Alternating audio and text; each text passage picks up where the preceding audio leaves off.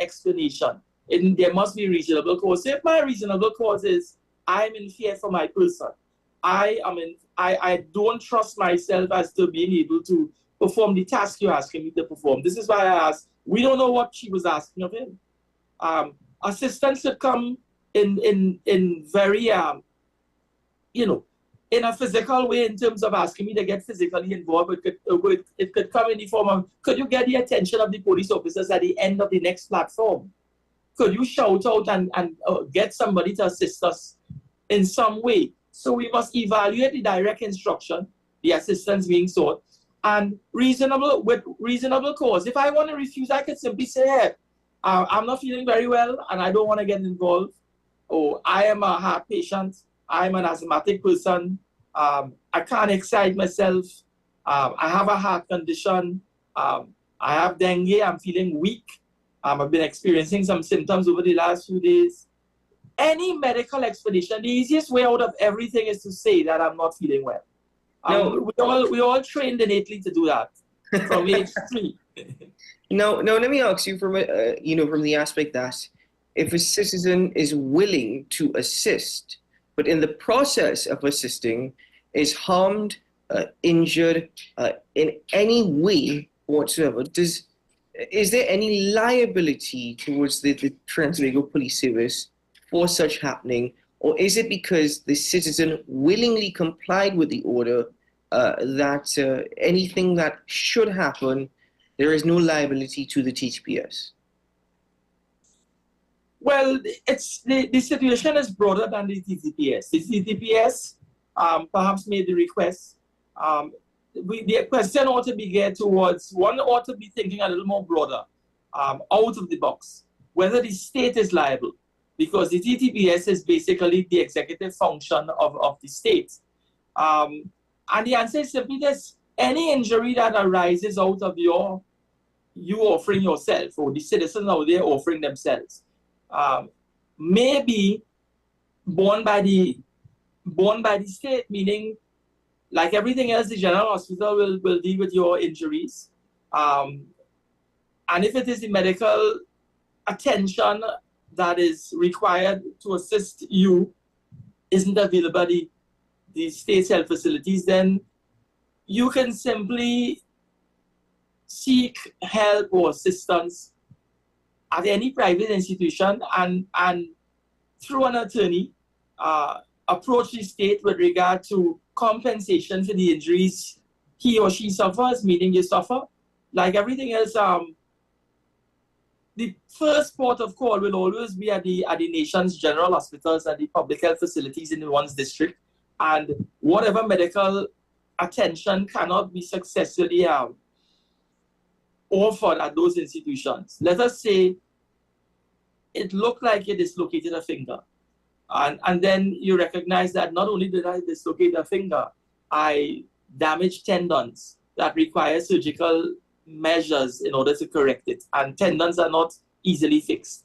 If it is you require surplus medical care, quite frankly, you're free to access that at your own expense, and then you bring an action against the state. So very, very bluntly, I could say, if you're bold enough to get involved, it would be ridiculous to surmise that an individual cannot bill the state for any injury suffered. Naturally, the first port of call ought to be general hospital, the district medical facilities, any long-term effect that one may suffer. You have to bear the cost yourself and then bring a claim against the state. There is no rule of thumb that says that the state ought to offer you first-class treatment, because when a police officer gets injured, when his front teeth is knocked out and his finger is broken, the police officer has to join the queue at the health facility, at the general hospital.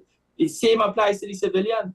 So if it is if they're asking me whether I would get involved, I would simply say, officer, I'm not feeling very well.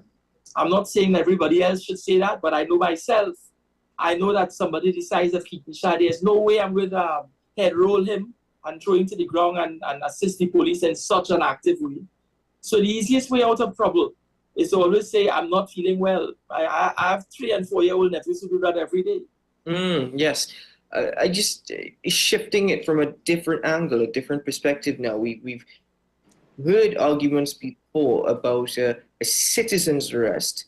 That is something more so common in the United States, but there is a belief that that exists in Trinidad and Tobago as well, where citizens have the right or the authority, according to the law, to hold or apprehend a suspect whom they believe, of course, has committed a crime. Is that the case? So with TNT, do the laws provide for a citizen's arrest in Trinidad and Tobago? And the answer to that is yes.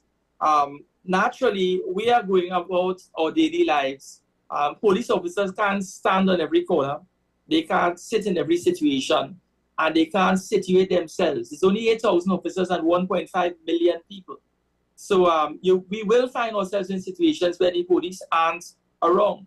They simply aren't on the scene. They are there. They aren't in every bar. So the position is, if it is you on point somewhere and some sort of criminality presents itself, you're in the market and somebody grabs fruits and run off. The market police, as we say, the community police officers may not be at that particular stall. You're in a position where you could simply get involved, meaning every citizen out there, you get involved and you reasonably restrain the individual. You don't break a jaw and displace a finger or break a leg. You simply use what reasonable force you can. Don't hit that piece of wood in the back of the head. You hold their hands. You perhaps twist it in a manner that you're disarming them, and you hold them in a position where they can't move. So you disarm them. And you let them know that with the reason for holding them. So this is where the law comes in. If it is I'm holding an individual, I say, listen, sir, I'm of the view that you just committed a crime. I'm of the view that you're presenting yourself as a threat to somebody, you're assaulting somebody, and I'm holding you and restraining you and taking you to the police station or holding you here until a police officer comes to assist, evaluate, and make a determination with regard to what you're doing as to what course of action they choose to take. But to leave you to run off with someone's fruit at the market, well, let's get a little more serious. If I'm of the view that somebody just grabbed money out of the conductor's hand in the backseat at the platform in City Gate, and they're running through the City Gate areas between platforms, and I'm of the view that they're trying to escape because I'm hearing somebody say, grab the man in the blue jersey. I can restrain that individual. There's nothing in law that says that I cannot prevent a crime, get involved as a citizen, attempt to restrain an individual who, in an effort to prevent a crime. So citizens arrest, it is possible. However, you must use reasonable force in order to restrain the individual and get a police officer, which is a precepted officer, involved at the earliest possible opportunity. So you can take it even further. You can restrain the individual and keep them where they are. You can also put them in a vehicle and take them to the station. But it all depends on the situation, and the civilian must always protect themselves first. So you don't get involved and then to your own personal detriment. You put a man in your vehicle, you're the driver, he in the front passenger seat, and you're not in a position to constrain him where in such a manner that he doesn't present a clear and immediate danger to your person. So let us say three persons get involved. You hold on Rodney and keep him restrained in a corner of the vehicle, meaning in the back seat, left behind the front passenger. And I am driving and taking both of you out to the station. So the citizen's arrest is actually being executed by two persons on another individual. So it depends on the circumstances. Now, in that regard as well, is it, because you using this word reasonable force, which is very much understood at this point. But the other side of it is, if I suspect that you have just committed a crime, I am holding you until a precepted officer arrives, or I'm holding you and taking you to the police station. But if it is found that the individual, again, just a suspect, is not guilty of any crime committed, is there a fine line between a citizen's arrest and being held against your will? Is there a fine line there? The citizen doesn't have they aren't judged. A regular citizen, the day-to-day people in this country, aren't judged on the same level as police officers. Police officers are trained in the law, they're trained in the application of the law. So when a police officer approaches an individual and attempts to arrest, they must have a factual basis for approaching you. They must tell you that you're under arrest. They must explain to you why you're under arrest. So a police officer saying you're under arrest is not enough for him to take you in, to take you into custody. He must tell you you're under arrest and why you're under arrest. You're under arrest because I'm of the view that you robbed someone, and I am taking you into custody in order to investigate the facts surrounding the allegation against you. So there must be what we call a police indicating you're under arrest, why you're under arrest, and probable cause. So the probable cause and the reasonable and a reasonable cause are two legal terms that the police are bound by. The reasoning must be based on facts, based on I made an observation, or something has been brought to my attention that you're involved, or you just committed something illegal, or you're about to commit something illegal. So that would be the reasonable cause for restraining. The probable cause is what is the probability factually that I have the right individual. So a citizen, a regular citizen, he wouldn't be judged to that standard because he doesn't understand that law, what we just explained in the way that the police did. But so in assessing whether the citizen who executed the arrest did so lawfully or was fair to the other person, it wouldn't be to the same standard. They wouldn't hold him with the same parity or the same merit that that one would hold a police officer to, the same standard. But at the same time, the citizen must not be maliciously or over enthusiastically involving himself in something and trying to restrain somebody who he has no basis to restrain. So, in other words, I can't just randomly put my hand on some stranger out there and without any basis or factual basis or reasonable grounds for saying that I want to execute a citizen's arrest, put my hand on them and take them to station. But even if it is done by the citizen, it is unreal that a citizen would actually do such a thing because you're endangering yourself. When you get involved to execute a citizen's arrest, the man who's committing a crime very seldom would be some feeble, innate individual who's so sufficiently inept that he can't execute that which he embarked upon. So put it simply, weak people don't try to commit crimes. It's strong, able-bodied, sprightly individuals who, of the viewer, they assess you and they realize, I can pull that chain off your neck and run down Charlotte Street. So a citizen getting involved would be very brave to just do that without having a basis for doing it. Indeed. Well, Mr. Farid Ali, at this point, we have unfortunately run out of time, but I do want to thank you for always making yourself available and present on the program. I appreciate the time in educating the citizens on the laws of Trinidad and Tobago as well as their rights.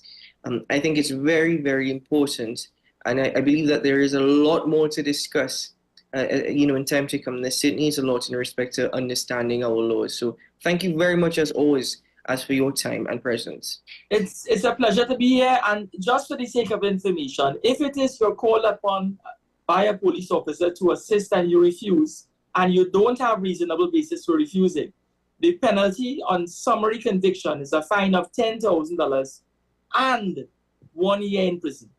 So it's not an easy price to say no.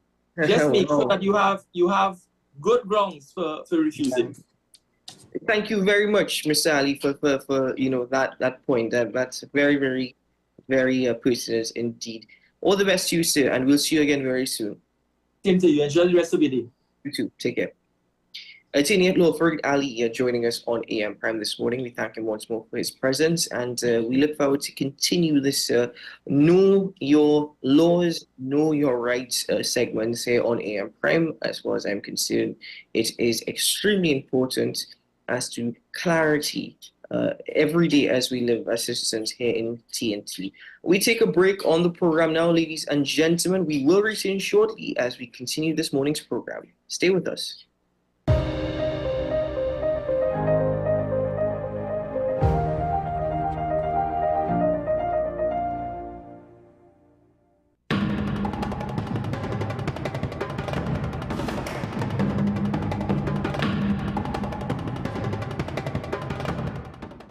Folks, we're back and better than ever.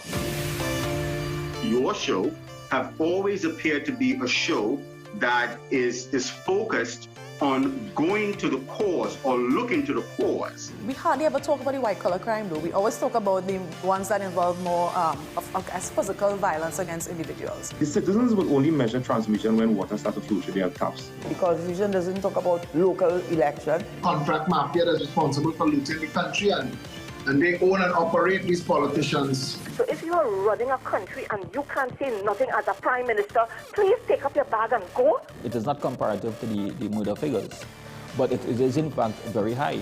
I believe he's protecting certain individuals.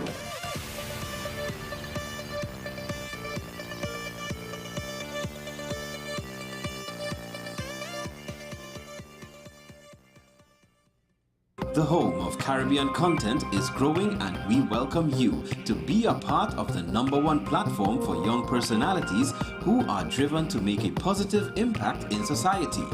As we continue to reach every corner of Trinidad and Tobago through our daily broadcasts, our social media pages, or through our 75+ digital billboards across the nation, contact us to learn about our competitive rates via marketing at wesncc.com or call us at 628-5835. WESN Content Capital, television with a difference. Transform your home with PCU Plus. From stylish furniture to the latest appliances, we have everything you need to create your perfect space. At PCU Plus, we offer fair prices and affordable financing options that are cheaper than hire purchase agreements. With convenient locations in San Fernando, Tobago, Arima, and our lifestyle showroom in Barataria, you're never far from the best deals. Visit PCU Plus today and discover why we're the top choice for quality furniture and appliances. PCU Plus, quality you trust, prices you'll love. Visit one of our locations or find us online to start transforming your home today.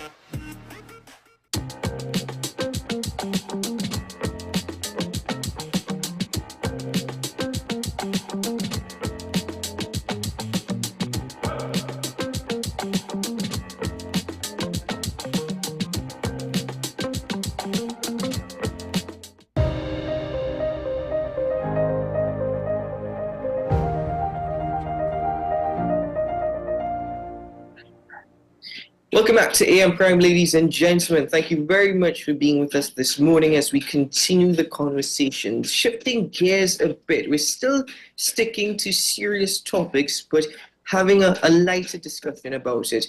And that is in respect to success. I raised that point because I know many students in my time and currently face many challenges during that student life, whether it be from primary school, and we all know the stress associated with the essay examination, to secondary school. It all starts with the preparation from Form 3, go on, and then university. Now, challenges don't necessarily end, but challenges can evolve if you don't deal with them. How do you deal with them? And what do you define as success when handling these challenges? I'm joined this morning by a very close friend of mine, a very, very close individual. I'm joined by Dr. Nikolai Rajkumar, who has agreed to join me for this conversation. Hello, Dr. Rajkumar. Welcome to the program. Hi, good morning, Keaton. Thank you, and honored to be on your program this morning. Well, thank you very much indeed for joining us. It's an honor to have you and have your presence on the program. Dr. Rajkumar, tell us a bit more about yourself. Okay, well, I am a healthcare provider I wouldn't specify because of its legality. I do thoroughly enjoy my career, right? As much as people may want to believe, I had not followed the normal, typical linear path to becoming a healthcare provider. I underwent a nice web of adventure experiences and a lot of hard work to get where I had to go, right? And beyond the healthcare profession, I do believe in a balanced life. So I enjoy other things such as music, movies, sports, and traveling. Well, we all certainly enjoy those things. When you speak about sports, I have to ask you what sports or what teams you support, but we don't have that much time this morning. No But problem. Dr. Atuma, in that regard, you said you faced many of adventures, or not necessarily the straightforward path that we all have in our head in respect to getting to the point that you are in. Tell me about those challenges or that path or those adventures, as you so fondly put it, in getting to where you are. Okay. Well, the challenges really started post SCA. Jumping from primary school to secondary school was one of those big challenges. I think you're familiar with that as well. And I mean, not being, I guess, going through that pubescent time of your life and not focusing on the right things, I'm very easily influenced. I was basically trying to go and do anything that I had a dopamine fix in. And then when I got into university, I didn't get into my first choice. I didn't get into my second choice or third choice. I got into do a double major in biology and chemistry. But at that time, I wasn't really sure what I wanted to do. I was just picking random degree programs, right? I guess maybe to make my parents proud at that point in time, all right? But the downside of it, I was also choosing programs I knew I wouldn't get into because I wasn't performing. I wasn't putting in the hard work in at that time to get into any of these careers. And I would tell you, initially, my first set of choices to university was not dentist, well, my healthcare profession, right? And then when I got into university, I did not perform in my first year. Did not. As a matter of fact, again, doing the exact same thing. It's even easier in university to follow and be influenced by the wrong things. And then I believe I had some sort of epiphany, if you want to call it divine intervention. And I remember distinctly going to about 2 or 3 of my lecturers. At this point, this was in second year of my first degree. And I have no clue. I just went through this big bout of depression. Anxieties became overwhelming. And I told them at this point, as I said, I was performing really, really well. I think this was the highest grades I've gotten probably since primary school. And I could have broken down into tears at that point in time. And I wasn't sure exactly what was going through my mind. It was just tons of things coming simultaneously. And I basically told them, I can't continue this. I can't. I have no clue what to do. I don't know where I want to go. I don't know who I want to be. I was probably about 18 or 19 years old, probably 19. And I was a few seconds away from breaking down into tears. As soon as I spoke to lecturers, they told me I need to probably take some time off and for medical leave or something like that. And I went downstairs and sat down in my car, and then I broke down. And I broke down for about half an hour, and I just needed to leave UE campus, and I went driving. I have a tendency to drive to nice locations like Macrae, Mount St. Benedict to kind of get some clarity. And I sat down crying, and while driving, I called my mom and broke down crying, tears, buckets of tears. And I said, Mom, something is wrong with me. I need help, right? I've never been able to sit down in a classroom for more than 15 minutes and focus. I've always had the same problems, always difficult to sit down and have that attention in any kind of serious situation or schooling, right? And I need help. And at that point in time, my mom started to cry. And she was like, all I could do is try to point you in the right direction. Now, my parents have always been very supportive of all my decisions. And they always gave warnings if you don't follow. You consequences will always be there, right? If you don't put the work in, and so said, so done. Your parents have always been supportive of your decisions, and you said a lot that I can get into, from the point of even applying to university with not one idea of what you really wanted to do, to Yes. your third choice, not even your first or second choice, from those applications, which some students in themselves will deem, they would put themselves in a position of thinking, I haven't done well, I have failed. And that's, I'm not saying that you have, I'm saying that's the attitude that usually is adopted if you get your second or third choice. To even recognizing that, I can't do this, I don't want to do this. But, your parents have been supportive, but with you having not necessarily a sense of direction of what you wanted to do or the path you wanted to take, how much were you reliant on those support structures or your parents for your happiness or for defining success for yourself? Okay, so I'm not reliant. Well, first and foremost, the reliance on happiness does not exist. Your happiness exists within yourself. So only you can really truly make yourself happy. And the more that you try to depend on something else or someone else is the more likelihood that you're going to end up being more on the lower scale of happiness, whether you're content or depressed, right? So I don't think that my happiness at that point in time had anything to do with understanding that it was expectations, where I placed expectations. And I never thought that I failed in getting to university for my first degree. I believe I was actually successful, right? Because how I define success is that I have to have a balance of a few things. And the few things is good health, right? Opportunity to have a career, right, that can provide some source of income to be able to survive, right? I do like the idea of thinking that there's a relationship between success and something we know in biology as Darwinism, right? So as long as I could be healthy, I could have a good career, right, to survive without stresses, and if I could have a family with future generations is what I would probably define as success.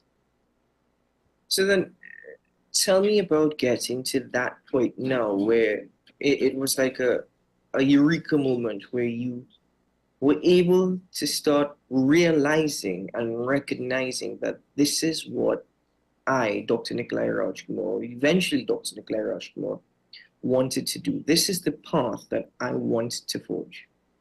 Okay, well, the biggest influence in terms of my guidance was family, a lot of my family. So I wanted to take the route and probably follow the career path that my family would have wanted me to do. And then one of my uncles called and he asked me if I wanted to just observe his profession. And at that point in time, I was like, no, thank you. But I sat down again with my parents and we all discussed it. And I said, maybe it's a good idea to kind of open up my mind and stop being so close-minded because, sometimes you have a initial understanding of what something may be. And that's exactly the case. I started taking all my vacations from 2008 and I went by that practice and observed every single vacation, probably up until 2015. So from 2008 to 2015, minus 1 year. And I started to fall in love with this profession.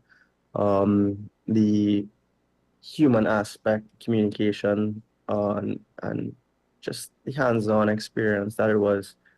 And I knew at probably 2009, 2010 that this was the career I wanted to be in. And of course, your advice when you go to university, when speaking to your lecturers, because at this point in time, I started becoming close to the lecturers because I was doing pretty well in school. which was a big contrast to high school, right? And even one of my professors, in his office, I sat down having tea with him, and he contacted Mount Hope. He told me I should go to Mount Hope, right, and chase my career because he sees so much potential in me. Now, my grades before that would not be able to illustrate any sort of potential because there's an expectation out there, right, that you have to have certain grades at certain ages to reach somewhere in life. And in my case, I did not have that. And I had to get advice on how to go about doing it. Initially was to try and transfer, but I did not have the grades from my year one degree to be able to get through. So I had to finish the degree. And that itself was a tough battle because now it's confirmed I do not enjoy this degree. I enjoy topics, I enjoy learning, but I do not enjoy a degree. And it's not something where I see a career in. And I had to spend a lot of hours on a lot of papers, a lot of research papers, and a lot of books trying to make sure that I have the grades to build up my grades, my GPA, to be able to try and get in after I finish the degree.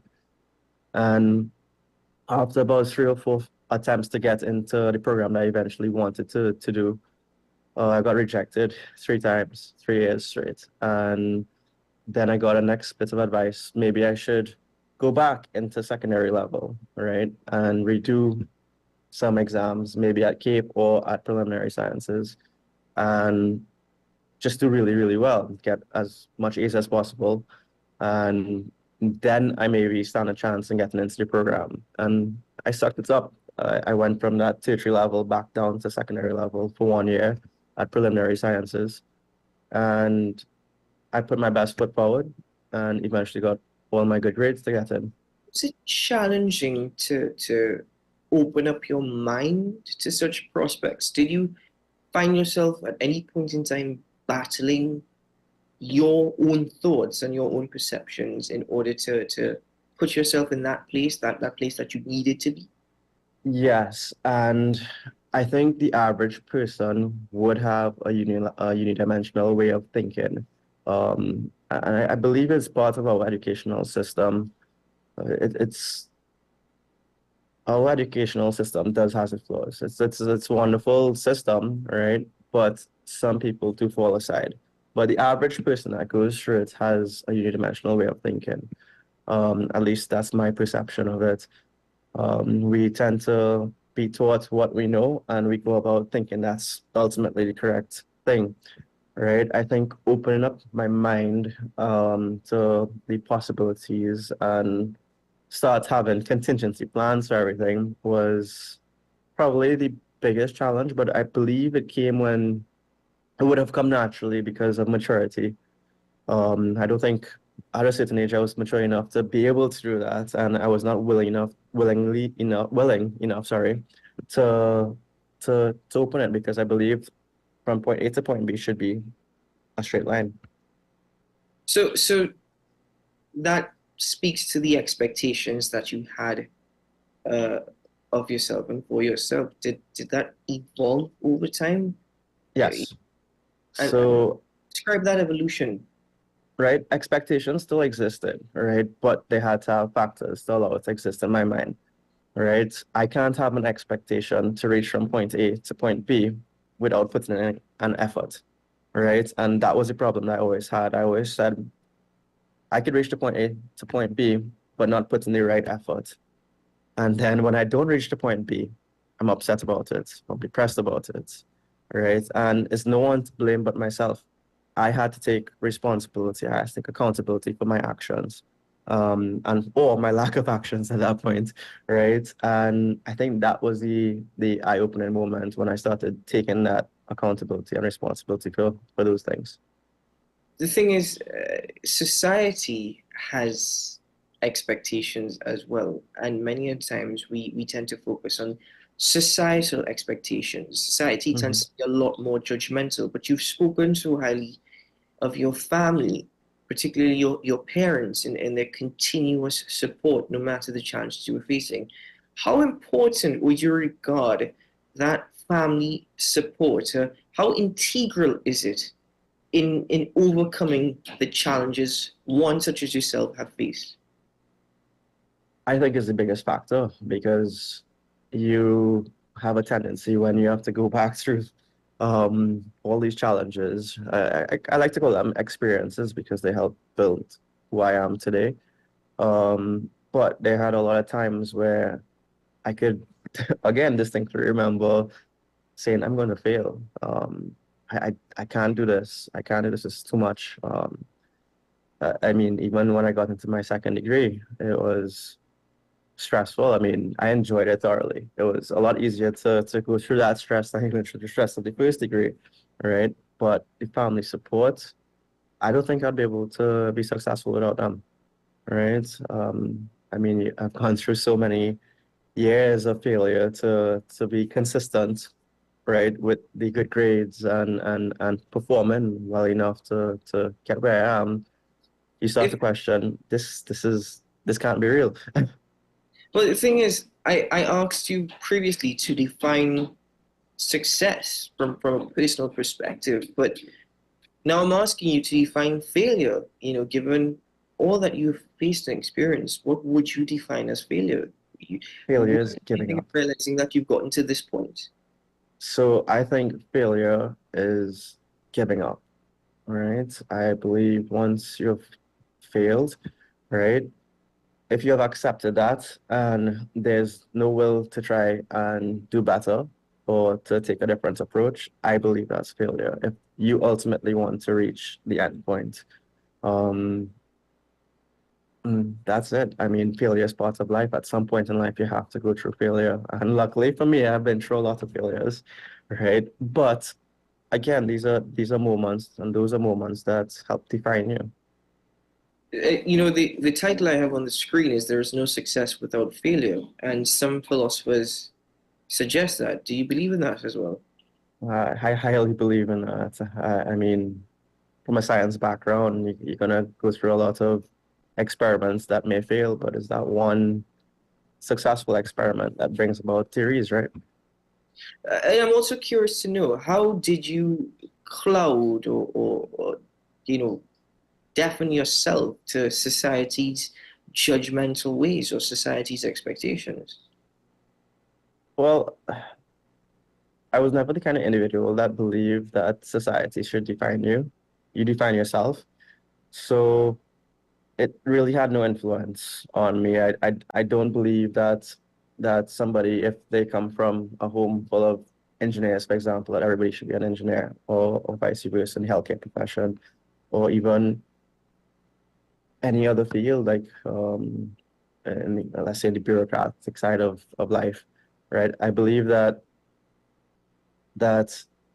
as long as you can do what you want to do, right, that is within the legal realm, right, and as long as you do it to the best of your ability and as kind as possible, right, that society, they wouldn't look down at you as long as you are a very polite individual and doing things legal.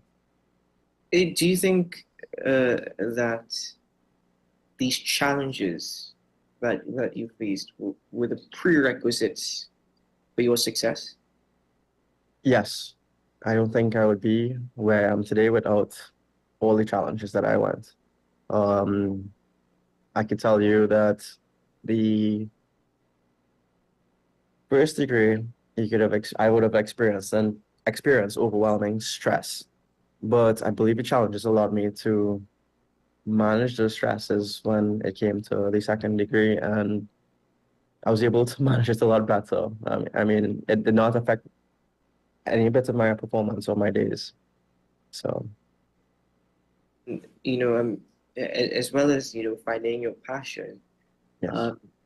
What advice would you share in respect to the attitudes one should adopt? Everyone is different, of course, but the advice, given your experience, on the attitudes one should adopt to try and embrace these challenges, to try and work on these challenges, and lead to that path for themselves. So, I believe you need to do some self-discovery, and you need to determine what is going to be your passion. You're not going to know it at 5 years old. You're not going to know it at 10 years old, 15 years old. I think that the average person should experience life, experience failures, try to observe things, have some sort of initiative to observe different career paths, because at 5 years old or 10 years old, you kind of streamlined already where you need to be as a career by your parents or by your school, right? But there are a lot of people that jump into the healthcare field that do it because their parents want them to do it, and they really don't want to be there. And as far as I see it to this day, I love what I do. And that becomes, right? That becomes basically my job is my enjoyment.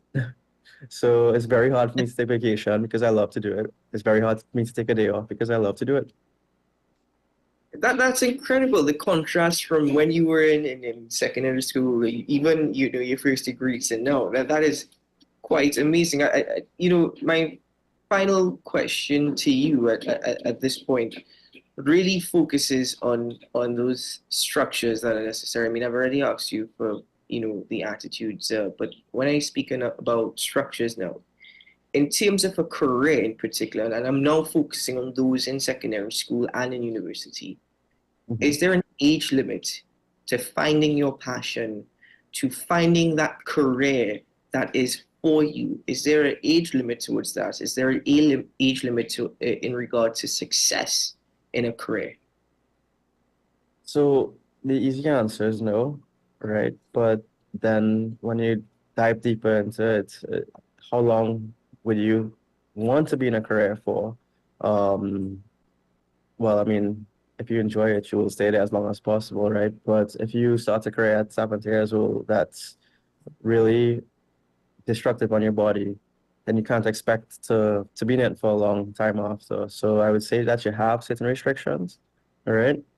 But I don't think if somebody wants to have a change of career at 50 years old and they decide to become a lawyer, for example, at 50 years old, that they should stop. They should go right ahead if that's what they want to do. As long as they're happy, as long as they're passionate about it, and as long as they could influence it in the right direction.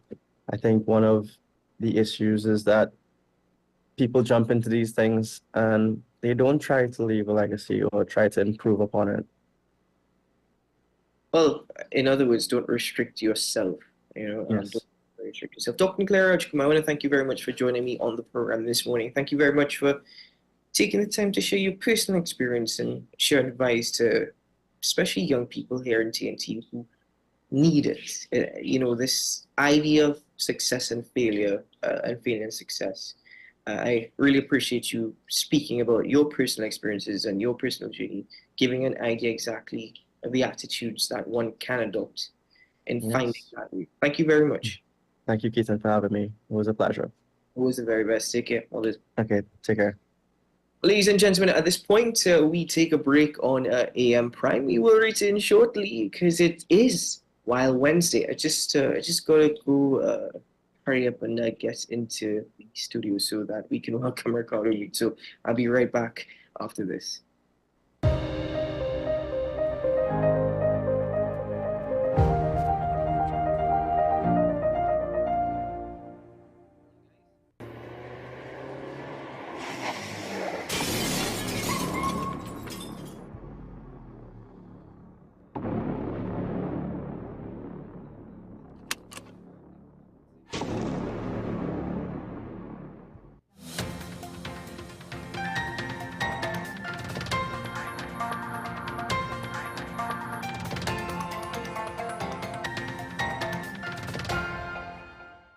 Here is your WESN News on the hour. I'm Naomi Macnish. Thanks for joining us. Here are the headlines. Trinidad and Tobago signs Samoa agreement strengthening ties with the EU. Teen girl injured in San Juan drive-by shooting. CPL forms advisory board to boost health and wellness initiatives. And internationally, airlines cancel flights amid rising tensions between Hezbollah and Israel. Now for the details. Trinidad and Tobago has solidified its relationship with the European Union by signing the Samoa Agreement. On July 29, 2024, Ambassador Colin Connolly, representing Trinidad and Tobago, joined 27 EU member states and 74 OACPS nations in this new partnership. The agreement, initially opened for signature in Samoa in November 2023, succeeds the long-standing Cotonou Agreement and aims to enhance cooperation on key issues such as sustainable development, climate change, human rights, and governance. The Minister of Foreign and CARICOM Affairs, Dr. Amy Brown, highlighted that the agreement marks a new chapter in the country's relationship with the EU, fostering stronger political, economic, and cultural ties. An interpretative declaration was also issued to ensure the agreement aligns with Trinidad and Tobago's legal and policy frameworks. 4 OACPS members have yet to sign the agreement. A 17-year-old girl was injured in a drive-by shooting in San Juan early Monday morning. Around 1:30 a.m., the teenager and her boyfriend driving a Kia Cerato along Charlo Lane off Laventille Road when they heard multiple gunshots. The girl felt a sharp pain in her left hand, causing her to lose control of the vehicle, which then collided with a parked car. The couple quickly exited the vehicle and ran for safety. Emergency services responded and the injured girl was taken to the Eric Williams Medical Sciences Complex in Mount Hope, where she is reported to be in stable condition. Police recovered 4 spent 5.56mm shells and 9mm shells at the scene. Investigations are ongoing, led by PC Marshall.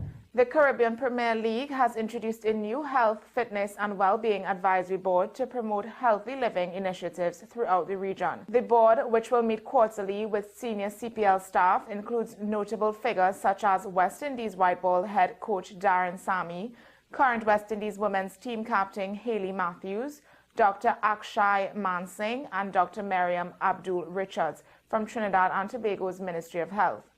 CPL CEO Pete Russell emphasized the importance of using cricket as a platform to encourage health and fitness across the Caribbean. He announced that starting this season, games will feature activities promoting a fun and healthy atmosphere. Sammy expressed his commitment to the initiative, highlighting the importance of health for the Caribbean people, especially the youth. Matthews also shared her enthusiasm, noting her passion for involving women and girls in sports and fitness, and hopes to offer valuable insights given her personal experiences managing diabetes. Internationally, fears of escalating conflict between Hezbollah and Israel have led several airlines to cancel flights to Lebanon. Despite these concerns, Beirut's airport operations remained mostly normal on Tuesday. Hadi Shakawi, a 24-year-old Lebanese student, returned home after flight delays, undeterred by the potential threats. Mohammed Mokhaled, another traveler, echoed this sentiment, highlighting the resilience of locals. The situation in Lebanon has grown tense following a missile strike on a soccer field in Majdal Shams, resulting in 12 fatalities. Israel accused Hezbollah of the attack, which the group denied. Despite these developments, Lebanon's summer tourist season continues with minimal impact, as many Lebanese abroad return to visit family. Well, that's your news to the hour on WESN. I'm Naomi Macnish. Thanks for watching.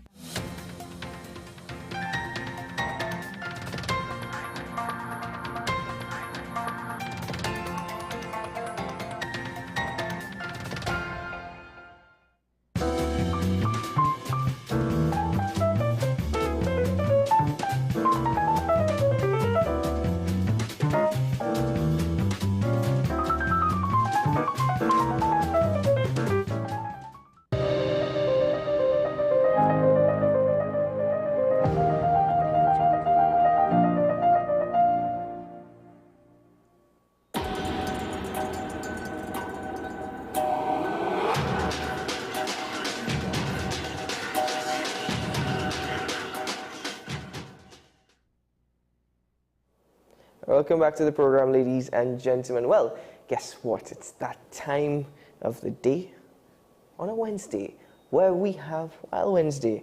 Welcome, Ricardo, me to the program. Ricardo, welcome back. Good morning, and thanks for having me again. Again, yeah. But today I'm in much more my natural element because I'm here with a wonderful special guest for Wild Wednesday.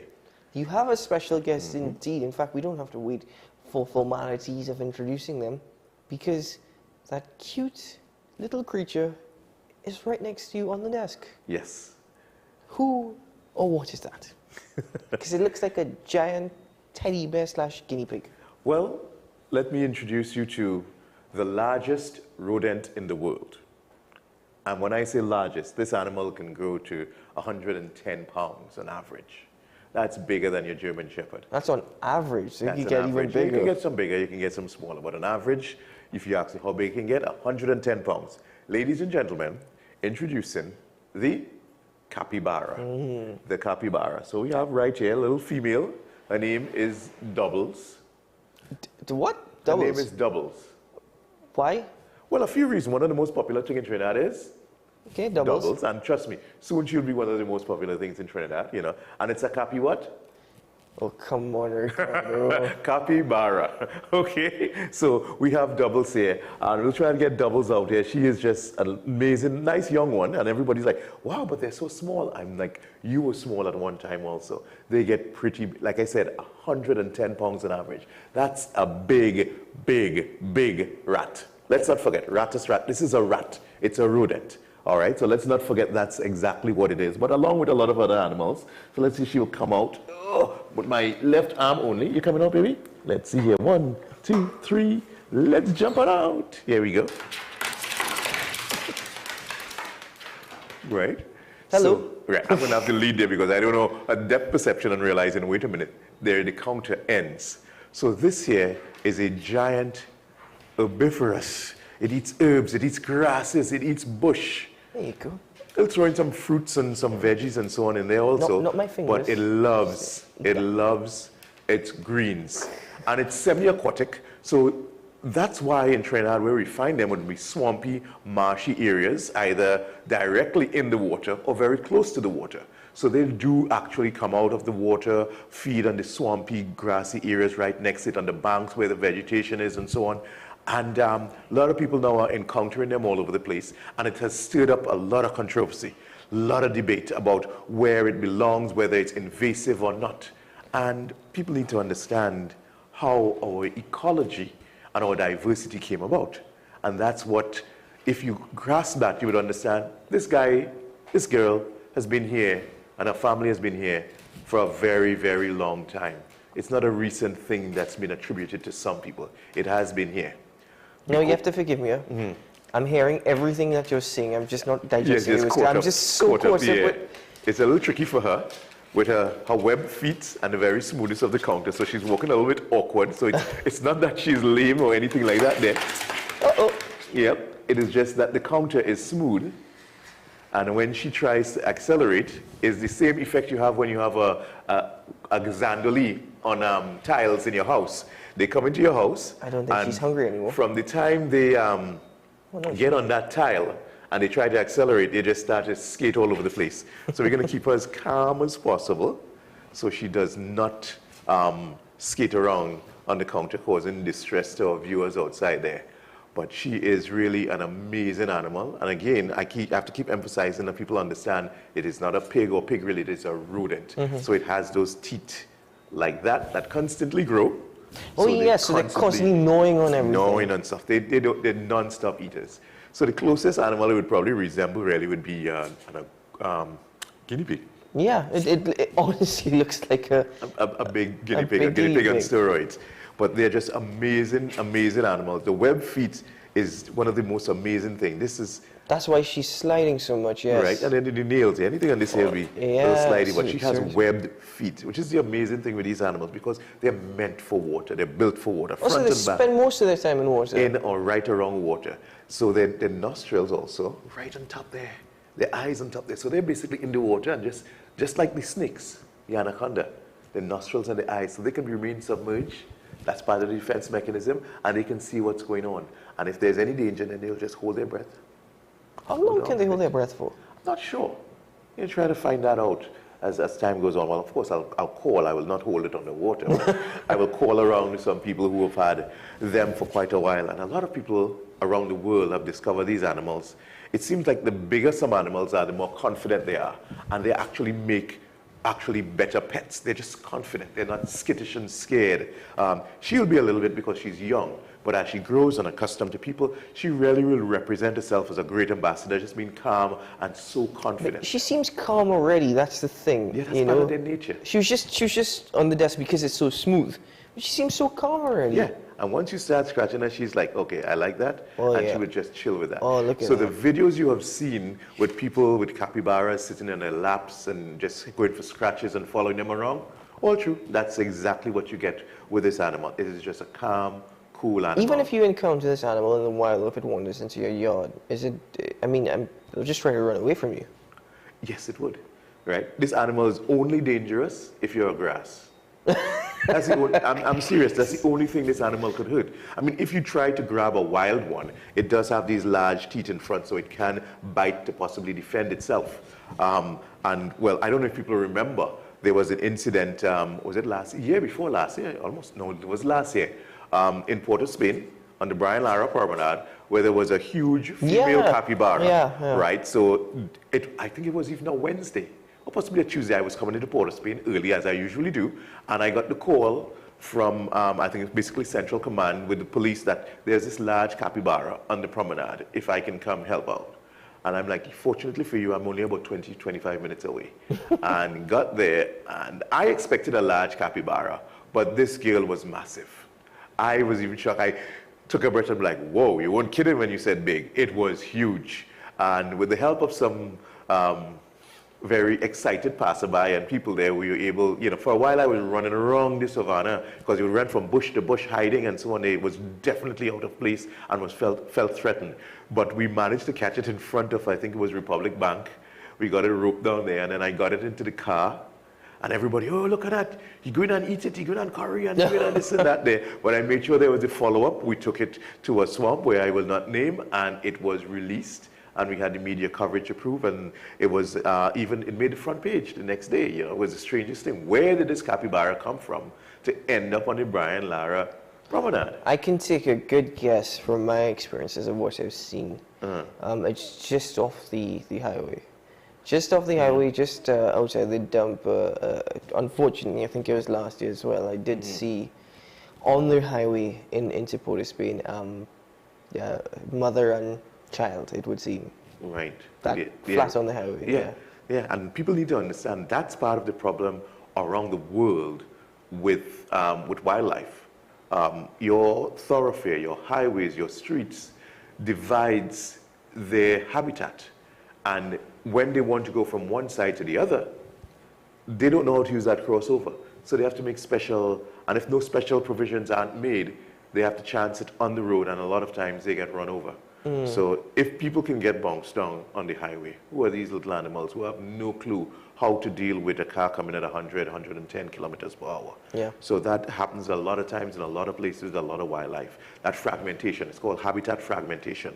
So you keep one set away from the next, and when they're calling and they're sending out their pheromones and their hormones, so the males run across the road and then have to face the consequences of that, or even feeding. You said they found most of the times in water or around water. Yes. So primarily in swampland across TNT.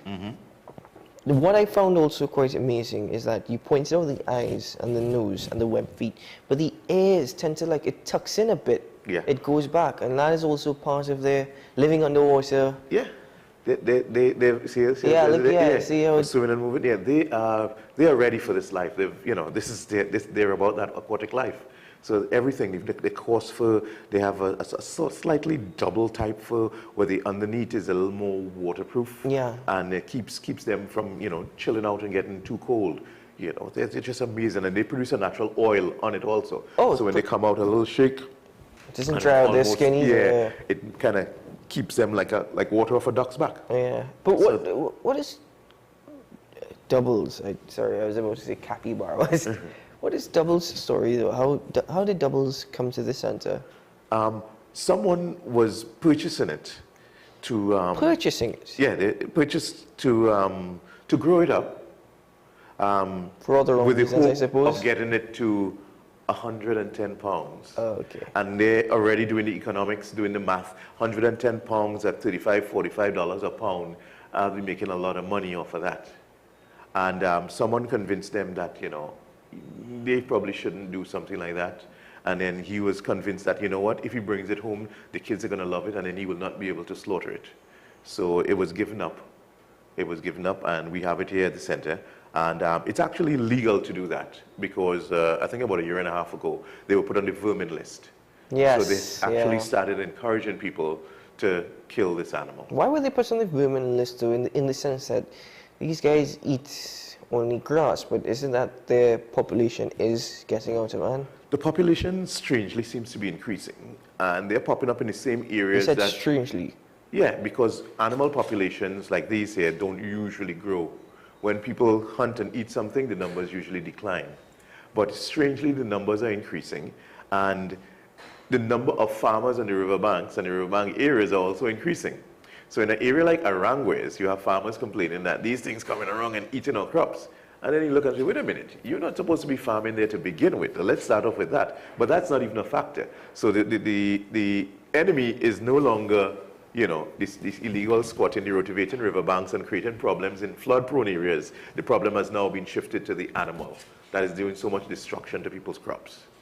And that is quite sad. I wish we had a sort of buffer zone or protection zone around rivers where wildlife can thrive. Because I've seen the ill effects of when people are right on riverbanks living. You are exposed to a lot more animals, and then you don't want them around. So you start shooting, poisoning, burning, and all this sort of stuff. So it's really a bad thing all around. So the animal, on the urgence of many people, and of course, with the diminishing game in Trinidad, as it were, people wanted more stuff to shoot. So it being on the vermin list allows people to kill the animal year-round, calling it invasive. Why does it always seem that we get things wrong? Yes, it's human nature. We don't look at things in a holistic manner, in a broad manner, and appreciate them for what they are. So for example, the mongoose was introduced to the New World from Asia, and it's a big problem. Okay, a big problem because people thought, like in Trinidad, they thought they'd bring it here and they would eat the venomous snakes. The venomous snakes come out at night, the mongoose operates during the day. So they never meet, but the mongoose must eat. So it would now focus its attention on other things, like your ducks and your duck eggs and your chickens and stuff like that. So a lot of people don't have a proper appreciation for what you see in front of you isn't always what is really in front of you. There's many more aspects to it, and we have to have complete studies, do our due diligence before we make decisions of this nature. Well, as I said, forgive me, guys. I'm listening to Ricardo. I'm not hearing a word he says, though. I'm so intrigued because, like, she's settled now. She's more curious. Right, and moving a lot slower, so she's handling the smoothness moving a lot easier. Yeah, and that's just the nature of the animals. These animals will never hurt you, seek to hurt you, but they are, I believe, very important prey items for another particular animal. Prey items, right? Yeah. So I was going to get to that. Let's cover doubles A's now, just for a moment. What? I can take a good guess, but you go on. Well, let's do it this way. Where was the largest to date anaconda found in Trinidad? Do you remember that anaconda a couple of years ago? I do remember the anaconda. Right. Do you remember where it was found? Was it Caroni or Nariva? Caroni, correct. Close to the cremation site. Kind of opposite there where they have that gas processing facility and so on. Yeah. Right, so it's found right on an access road close to there. Where are most of the capybara sightings? Swampland. Right there. Right there also. In fact, I've seen most carcasses of capybaras on that stretch. You've seen carcasses there too? Okay. Yeah, because people run them over. They come out a lot at night when it's kind of safe from people, and then people run them over, either deliberately or, accidentally. So, yeah, that's an active roadway. So, what would a creature like the green anaconda eat in a swampy area? Could you cover her ears? I don't want her to feel hurt. No, she doesn't know that stuff. No, yet. no, She but knows definitely she's safe. the green anaconda, even given the size of the two that we had on the set about a month ago, yeah, definitely. I mean, and you see it in nature documentaries all the time. The anacondas, especially even in South America, their primary source of food is the capybara. Correct. Right? So how would it be different in Trinidad? And I have, there's so much evidence going back that show that these animals have been around. I remember an older gentleman, we used to call him Cowboy, because in his retirement he started raising some cows near Frederick Settlement, again in Caroni still, and he would tell me, when he saw my shirt, he was like, oh, wildlife and this and that, and he used to hunt. He said, boy, I see some big goatee with some big blockhead, and every time I raise my gun, it used to jump in the water. Oh, big goatee with a big blocky head, and it would jump in the water. And this is going back to when he was, as they say, Moses was a little boy. He's an old guy. I mean, he's been probably dead for about 15 years now. And he was 80-something then. So you go back and do the timeline. That was way back into close to the 40s. So then it's a complete fallacy, misconception that these guys are invasive. Even if you can call them invasive, if they came in on rafts of vegetation 100 years ago, 10 years ago, 5 years ago, last year, what happened 100,000 years ago? The same thing would have been happening. Okay, it's the same thing. So they've always been here, coming here, whichever way you want to put it. They've always been evidence of them here in Trinidad and Tobago in a quite natural and unassisted, man-made way. They just do the thing the way nature intended them to do. And it's just strange. I just find it strange, and we cannot find a reason to explain the way that their population seems to be increasing. But I hope that studies are done that show this is a native animal to Trinidad and Tobago, and hopefully it gets removed from the vermin list. Because the main reason for that being on the vermin list really is so that people have something else to shoot and something else to eat. And we have no lack of things to eat in this country. So that's not, we're not in a situation like, our poorer, Caribbean country, neighbors like Haiti and stuff like that. There's no reason for that. It's not part of our culture like in some of our South American countries where it's part of the culture to eat. Now, understand, I don't have a problem with people eating a capybara. Okay, stop, sorry, Doubles. I don't have a problem with people eating capybara. You just made the girl jump. But it should be sustainable. Hey. Right? It should be sustainable. Could we get you to If your activity is not sustainable, you need to rethink your activity. So I don't have a problem with people logging, okay? Timber is important. This desk made out of timber, your chair, your house, it's a lot of stuff out of timber. But if you're going to do it by just cutting down the forest and not giving things an opportunity to grow back, then you need to rethink your approach. I think the camera wants to see that lovely face. Rethink your approach and try to do things in a sustainable manner. Because basically what you're saying is that what resources we have today is not just about me and you. What about our children and our grandchildren and the future generations? So we have to do things in such a manner. And the strange thing is, people would, I'm building this house for my children and my grandchildren, but you wouldn't say I'm protecting the environment for them. You wouldn't say I'm going to get rid of some plastics for them. And that is what we have to do. That is what being an environmentalist is about. It's about sustainability. So it's not about now. It's about just now and in the future. We have to think about that. Well, Ricardo, I mean, I'm always grateful every Wednesday when you guys bring animals on, and it's been an incredible experience for me. As I said, we have these conversations for you, the viewer, but I'm the lucky one where I get to be in studio, and well, sometimes unluckier, sometimes unlucky. Yeah. And don't want to be unlucky. Like next week. Anytime soon. Like next week, when a creature that very much misunderstood is going to be our guest. So we aim to have, a creature that's very much misunderstood. Yeah. So we have about 6 different species of cockroaches coming in next week. That's it. No, this is the last episode of Wild Wednesday. And that well, we're going over the bang, folks. This is the last episode of Wild Wednesday. We're going over the bang, but actually, funny enough, this morning, as we were starting the show, Ricardo was here from very late, and there was not so big, but big enough spider in the studio, right where I sit actually, against the wall. Thankfully Ricardo was here, because Ricardo was very kind enough to actually pick up the spider with his hands. And it was big, folks. It was. Anyway, Ricardo, I want to thank you so much. It's like a paper shredder. Yeah. It's like look at that. It's just like a paper shredder. It just won't stop eating.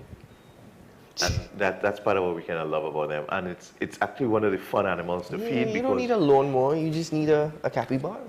A capybara. So, I can reiterate, I don't have a problem with someone eating capybara meat. It's a neotropical animal. That means that we should be able to and are able to raise them here. But it has to be done in a sustainable and sensible manner. I am not encouraging you to go out there and shoot them. But wildlife farming is something here in Trinidad, and it is an option. With most of the animals, you're not going to make a profit. That's just the way it is right now. And the irony of it is, you want wildlife farming, but you have to find a way to get more production out of it. And to do that now, you do it in a commercialized and almost industrial manner, and then it doesn't become wildlife farming anymore. So that's the catch-22 about it. So for homestead, same way you would raise a couple yard fowl or duck and so on there, you can, if you can raise this animal to 100 pounds and then consume it, then all well and good for you. All right, I know most people wouldn't be able to do that afterwards. Very expensive as well. Yeah, well, this is actually one of the cheaper ones because of what it eats. A real forager that will eat greens and grass. Many of the animals, they need too many fruits and vegetables, which, as you know, one of the cheapest thing in the market is now green fig, and it's still $6 a pound. Still $6. It starts at that, Edo's is $12 a pound. I was shocked to see the price of provisions. I want to eat healthy. I want to eat natural organic food, and it's a little hot. Yeah. It's expensive. The only good part about it is that it's amazing for your health, and when you do eat some Edo's, you're full. You're full, and it's really good for you. So, you have to... Remember a long time ago, they used to make dumpling. That was about a quarter pound of flour for one dumpling. I think that's what we get him back to. Yeah. So, yeah, it seems that, a lot of things need to change. And we're here just to impart that knowledge and give people the education to make much better decisions. So probably, folks, next time you look to chomp down in a capybara, remember it's this cute. Remember, it's this cute. It's not that horrible pest. I mean, they do get big, and they get even cuter, I believe. No, they're cute. They are really amazing. It was an absolute treat this morning. Yeah, it's always when you get to encounter some really great animals, and they just love to have them back.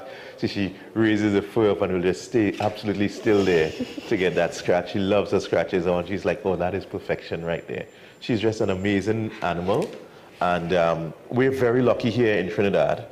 All the other Caribbean islands are like, what? You have that in Trinidad? Yes, we are very fortunate, and we need to appreciate and respect that these are part of our ecosystem, and not everything is to be destroyed. I agree with you until you bring a cockroach on set.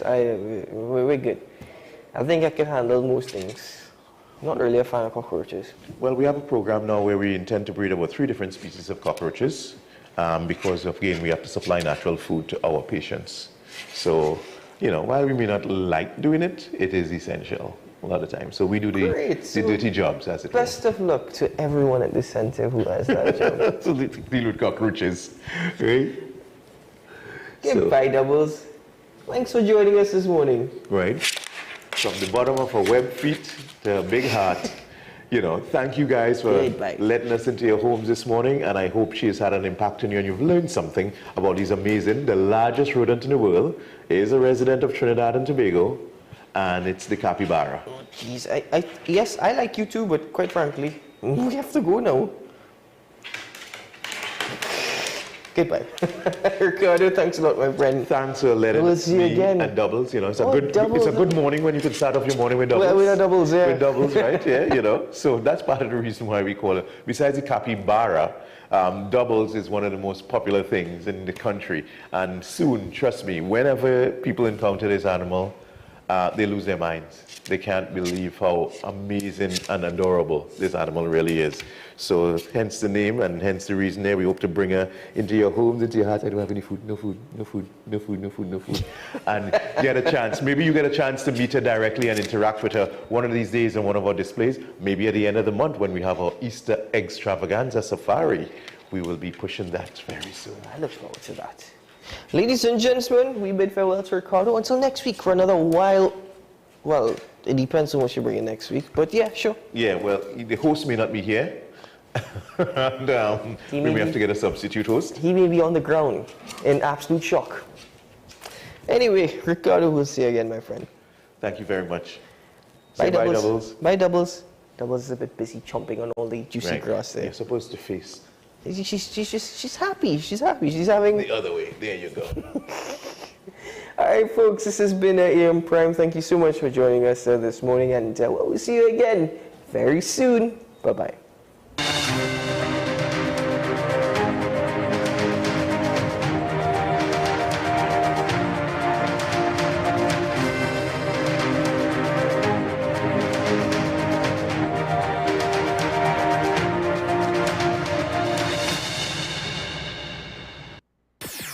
WESN.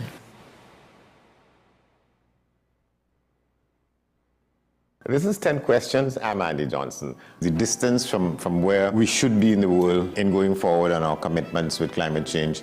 The effects of climate change that cannot be accounted for, it's called loss and damage, and we're seeing loss and damage happening so much more in this decade and the previous decade. The principal term there was this question of the correspondent banking issues. That is why we're trying to build capacity with this country here, Trinidad and Tobago, and other countries in the region. Man is not showing any signs of stopping or even slowing down. More than half of the forest in Trinidad is already gone. All the plants and all the animals and all of the nice clean water and fresh air and everything had to be on this planet for humanity to have a chance. We have small change when it comes to countries that can take decisions, and when they speak, the world listens.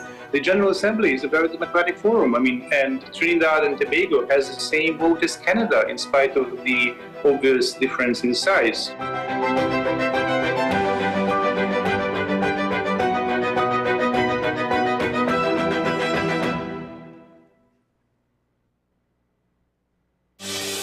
Join me, Dr. Nalini Kokram, on What's Up Doc, where we discuss all your burning questions concerning health. Trinidad and Tobago is among one of the highest risk group of patients that develop this form of genetic breast cancer. What I'd like to take home from a short interview like this, screening. You must screen. Because it's silent. It's silent. Yeah. And because it's silent, you don't know it's there. What's Up Doc, every Tuesday and Thursday on WESN, Content Capital. We are tackling the hard-hitting topics, some controversial topics, some topics we sweep under the rug. You don't always have to forgive in a relationship for it to move forward. If it is you are in a situation where you forgive the person, but to the detriment of yourself, what are you really doing? It is very uncommon for somebody in the younger age group to have dementia. Atheists don't not believe. Is that I can't disprove God, but you also can't prove God, so we kind of at a stalemate. You'll focus on the woman who's being the victim, right, or the man who's being the victim. We exclude the children.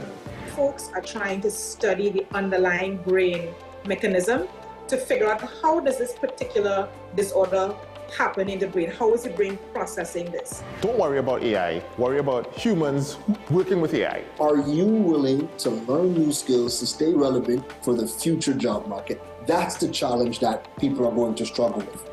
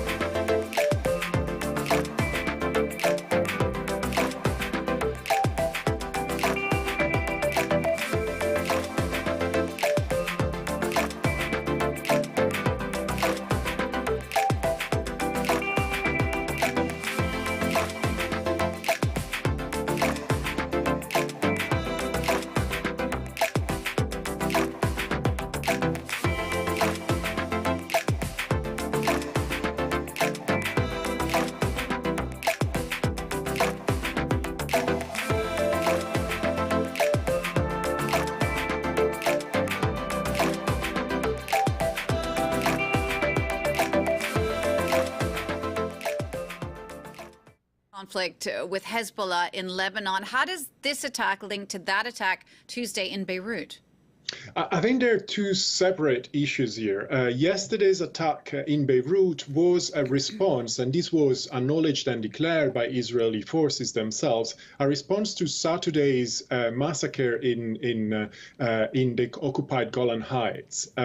And also here, the idea was that Israel had to respond to an attack that has caused more than 12 casualties, mostly minors, and therefore had to demonstrate its capacity to prevent the possibility of such attacks to occur again, right?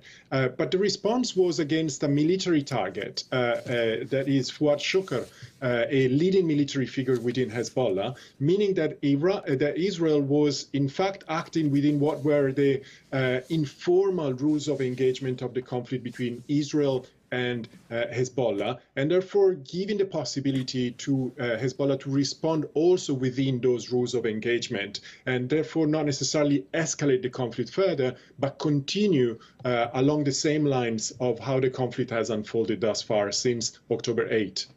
Filippo, thank you so much for sharing your expertise with us. Filippo Dionigi in Bristol. Thank you. Let's focus now on the ongoing political crisis in Venezuela, where at least 11 people have been killed in protests since President Nicolas Maduro was accused of stealing the presidential election. On Tuesday, thousands of Venezuelans again took to the streets. Cheers from opposition protesters in Venezuela after toppling a statue of former President Hugo Chavez, the man who handpicked Nicolas Maduro as his successor. The country has been racked by demonstrations since late Monday as anger spreads over the election that saw President Maduro secure his third 6-year term in power. Malísimo. It's terrible, a fraud. We won with 70%, but they did the same thing to us again. They stole the election from us again. It's a fraud. There's been a lot of discontent towards the government. The majority of people were voting for change. Venezuela's National Electoral Council announced Monday that Maduro had been re-elected with 51% of the vote, despite opposition candidate Edmundo Gonzalez claiming to have won a landslide with over double the number of votes. Whilst the opposition leaders have urged peaceful protests, Monday saw clashes break out with National Riot Police, with security forces using tear gas and rubber bullets to disperse crowds, leaving scores wounded and over 700 people arrested, including one of the leaders of the opposition. Maduro's defense minister has accused the protesters of staging a takeover. A coup d'etat is underway, for which the president, Commander-in-Chief of the Bolivarian National Armed Forces, Nicolas Maduro Moros, has taken the lead to stop it. Maduro supporters gathered in Caracas as anti-government protests continued both in the capital and elsewhere in the country. After years of demonstrations that led nowhere, opposition parties have united behind Gonzalez in an attempt to unseat Maduro at the ballot box. The US and the EU have yet to recognize Maduro's re-election, while neighboring Brazil and Colombia have urged authorities to independently verify the results. In northwestern England, police clashed with far-right protesters outside a mosque Tuesday, not far from where 3 girls were fatally stabbed at a dance class. Close to 40 police officers were hurt as demonstrators threw bottles and stones. British Prime Minister Keir Starmer condemned what he called the thuggery, saying the far-right crowd had hijacked what had earlier been a peaceful vigil in the centre of Southport. Hundreds had turned out to mourn the dead and the 10 surviving stabbing victims, 7 of whom remain in critical condition. Police say many demonstrators were supporters of the English Defence League. The chaos inspired by often false rumours about the identity of the teenage suspect who's been arrested on suspicion of murder and attempted murder. Here's more from British Home Secretary Yvette Cooper. False information has already been extensively shared in the last 24 hours. Those who do this for their own purposes risk undermining a crucial criminal investigation. And I ask everyone to show some respect for the community in Southport and for families who are grieving and in trauma. In India, hundreds of rescue workers are searching through mud and debris from multiple landslides that have killed at least 151 in the south. Those landslides occurred after torrential rains triggered torrents of mud and water that swept through tea estates and villages. Delano D'Souza takes a closer look. Volunteers and Indian Army personnel working hand in hand as a helicopter surveys the damage overhead. Here, an excavator removes debris, which includes tree trunks and boulders.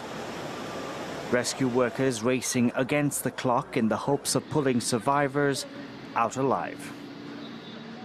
There were families that had 2 members, some that had 8 members.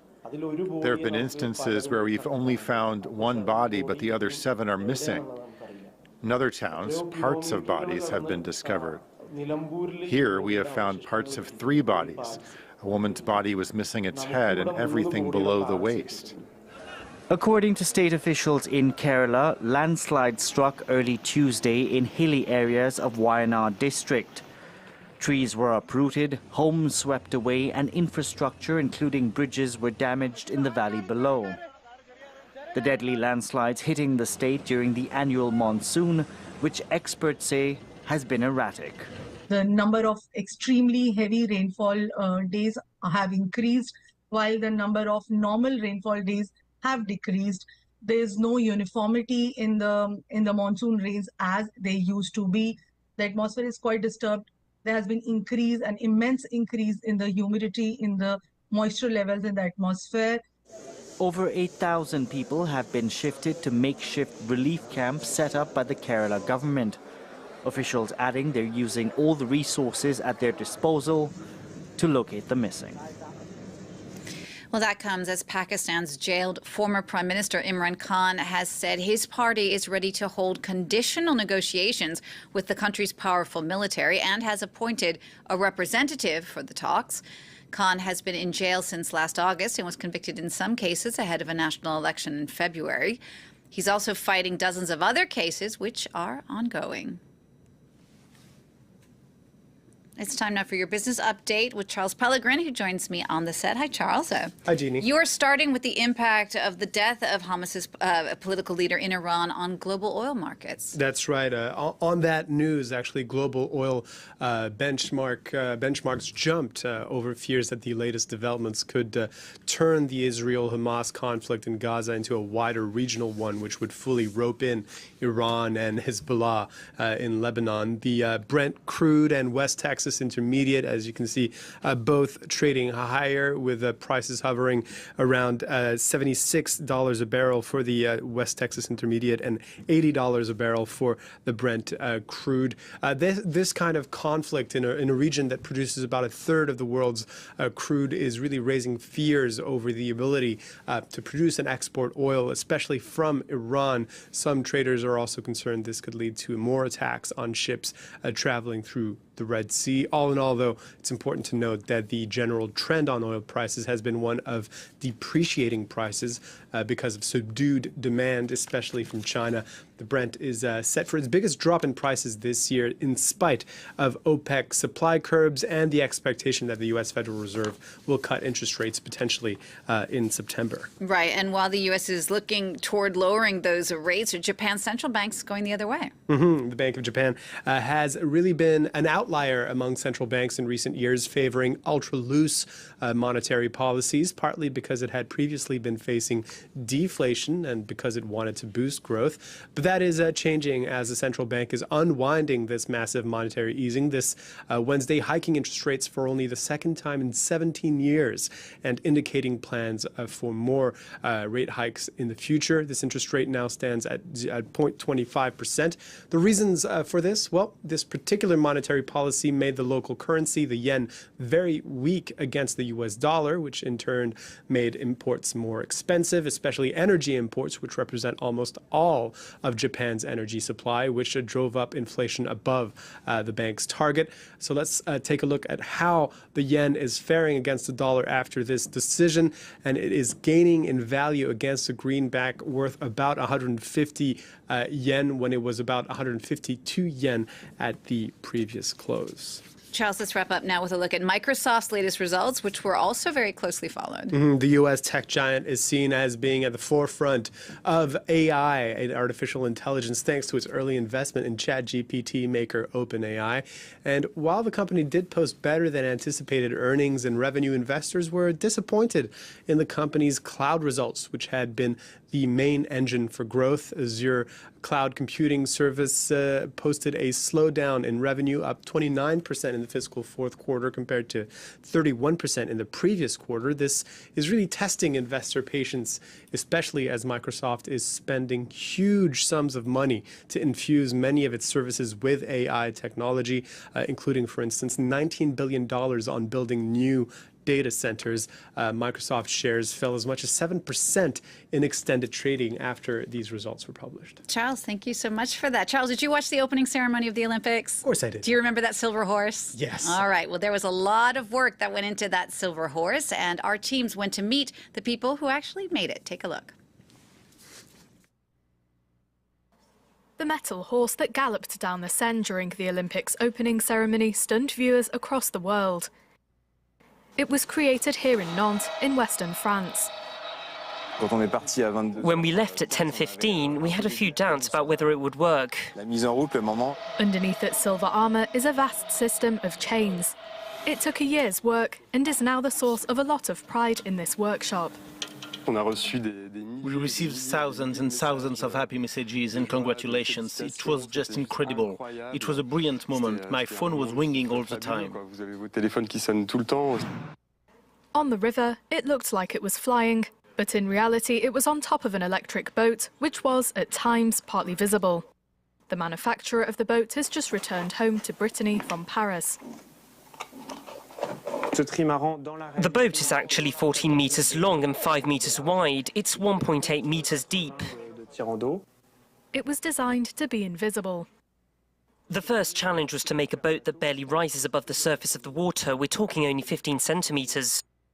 The first trials were carried out in June off the coast of western France, then in secret back in Paris in the middle of the night. The mysterious rider was this engineer, who is also the boat's co-creator. I really enjoyed it. It was a magical moment. The fun really outweighed the stress and everything else. The silver horse will be on display in Paris from October. You are watching France 24. Stay with us.